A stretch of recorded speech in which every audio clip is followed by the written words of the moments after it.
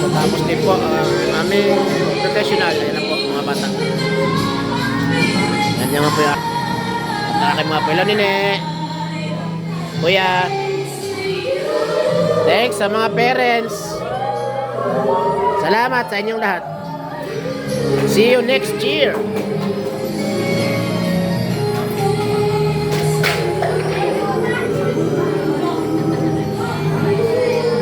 Thank you for everything, ma'am. Thank you very much po, dear parents. So, sabi ko nga, hindi ko may award yung isang parent lang or isang dalawa.